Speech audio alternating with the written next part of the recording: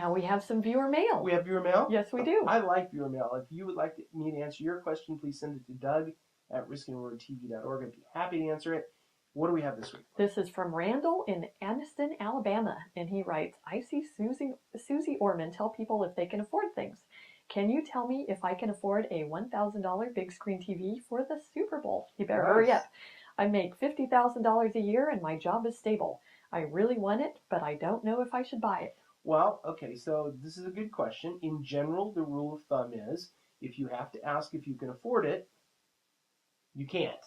But you don't like rules of thumb. I know, but the rule of thumb in general is if you really have to question whether you should buy it or not, you probably shouldn't. However, that's not what you should actually do in trying to figure this out. What you should do is consult your comprehensive financial plan, and that will tell you the impact of changing it. So if you want to spend $1,000 that you haven't budgeted for and you haven't planned for, you'll just look at the impact on your plan, your income, your outgo, your projections of future spending, and you do a big spreadsheet and you figure out the impact. So how do they create one? Well, obviously I'm working on a website that will help you with this, and you could just do it on a spreadsheet at Excel on your own if you wanted to, but that's the way you do it. You do it with math, and that will give you you and your answers. math. I like math. So can he afford it? Well, so let me give you, just off the top of my head, some quick math to give you some decision points. So this is a program that's free. It's on the iPad. It's the HP 12C Financial Calculator. We just push in some numbers. So let's say Randall was young. Because he's young, he's buying a TV, right? So let's say he's got 30 years to retirement. That's N. That's the number of years to retirement. And he wants $1,000 to spend, which is the present value of the money. And he wants, let's say he can get, what, a 6%, 8% return over the next 30 years? Okay. That's maybe a little high. 6%. 6%. Let's say 6%. And that's the rate of return. That's annual return. And then we just calculate what the future value would be. And it's $5,743. So in his retirement account, he's pulling out $6,000 for this. Wow.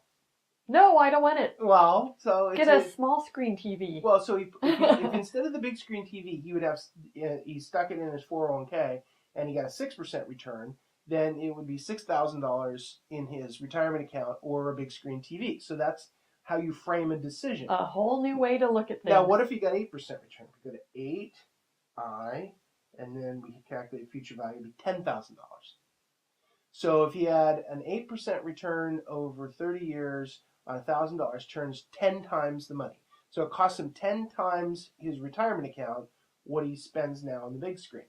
So go to a friend's house and see the friend. Well, so if your retirement account is fully funded, see, that's the thing, is if your retirement account is fully funded and you know you've got enough for retirement and you have all your other bills paid and so on, do you have $1,000 for big screen? Yes, you do. If you have no retirement at all and you're going to be living on cat food, that's not a good. That's not when you want to go buy the big screen. So I don't know Randall's situation. He obviously didn't give you enough information, and you're not going to have. You are the only one that's going to have enough information to make your decision. But do some math. If you do some math, now you're thinking along the lines of making a good financial decision, not necessarily just going with the emotion of, "Damn, I love the Patriots. I want to watch the game." So if the Niners were in it, now that's a different story. Yeah, buy it. Well, then you buy it now. Then you just buy it. Yeah, you got to have the TV for the Niner game. But the Niners lost, so we don't care. And what's your takeaway? So the takeaway is, in general, if you have to ask, you can't afford it. But more specifically, this is exactly why you create a financial plan. You project the future income and expenses so you can easily see the impact of your options and choices that you face in life. Do that, and you can stop asking other people what to do.